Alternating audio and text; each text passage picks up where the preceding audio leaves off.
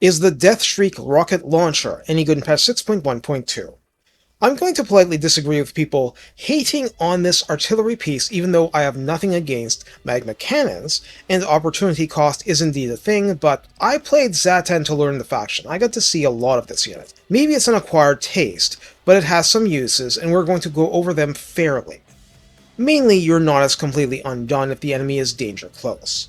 Recruited for 1300 gold and 325 upkeep.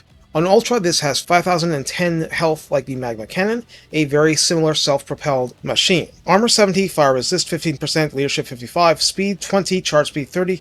This is a lot like what you saw before. The melee stats are no better, so I'm glossing over them. They're bad.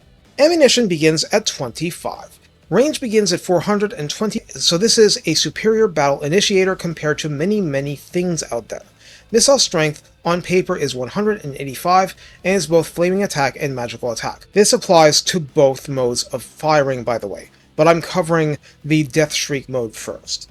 Direct impacts do 36 base damage and 96 armor piercing with a bonus versus infantry, applying to damage solely of 25, split along that damage ratio, which is why I always cover them. The animation aside, the actual behavior in-game is detonation radius 5, and within that, base 35 and armor piercing 55, so in a 10-meter diameter circle. Most infantry just plain die, and those that do not are pretty mauled. Reload time is 12, but the problem with this is a long flight time, so you won't feel that it's 12. Total accuracy of 30 makes it somewhat more accurate than a lot. Calibration distance 380 means it's not especially inaccurate for a huge amount of its normal range. Calibration area of 10 is a shockingly small figure for artillery, given this. Well, since there's two modes, the stat card might be confused here, so let's accept that we need to watch in-game performance closely. Penetration cap is large, and max targets penetrated in theory can be 20 after the first before exploding. But given the top-down profile, we just have to see how it works out, okay? Let's pull from the wiki and in-game for the demolition rocket. Missile strength officially 413, base damage 75, AP 300, and there is some explosion component, base 30 and 90 AP explosion damage. There is also a massive damage only bonus versus large of 500 for the impact, so whatever it does to city walls and the like, and it does have a proper plus 100% bonus damage to buildings. This is a headhunter of flying monsters and mounted lords with the same reload time and range. And unless I'm badly mistaken, it still has no minimum distance in this version because it's not airburst. The siege attacker employs contempt for lesser beings, and Hellbound adds physical resistance 20%, magical attacks, if not otherwise present, though it seems to be, and perfect vigor unless health is under 25%. To recap, in the redline skills, Hellforged Ordnance naturally applies, so that's plus 20% ammunition and plus 10% range, and that range boost is extremely welcome. At rank 7, which they'll reach nicely if they're not caught out in melee, you would think. Bloodied Bombardment adds plus 12% missile strength, plus 12% to the explosion damage component, reload time reduction 10%, and 15% missile resistance, the last one good for not being chewed up by archers that slip into range. In the tech tree, Continuous Bombardment helps us once again with plus 10% direct missile strength, plus 10% explosion damage, and plus 10% ammunition. Weapons of War adds 5% range along with a unit cap enlargement discount.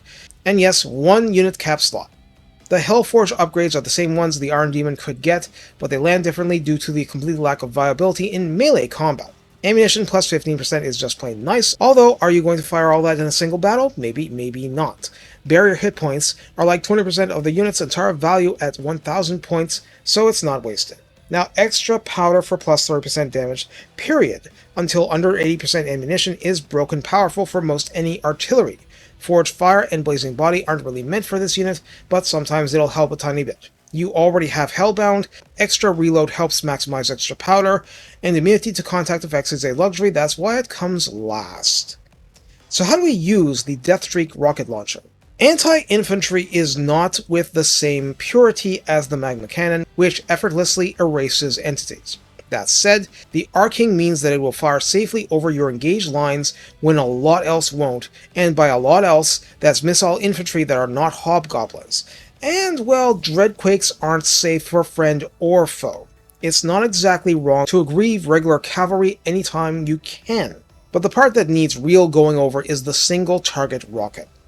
This thing tries to track the opponent and has no minimum range. You can literally fire it at a target 10 feet away. It's not so powerful, at least by default, that you can just erase single entities willy-nilly, but the fact it gives you a chance to get to that point, or at least weaken a lot of stuff, is very nice, and reducing a dragon to a more manageable level is absolutely not wasted. It's usually not complicated past that. It's all target selection, keeping it safe, and keeping it firing. The effortless damage against infantry isn't on the magma cannon's level, but the ease with which you can keep it firing in most circumstances is a big deal, and sometimes less friendly fire is something even Chaos Dwarfs want to prioritize, just for practicality's sake. Take care, and have fun raining shrieks and death.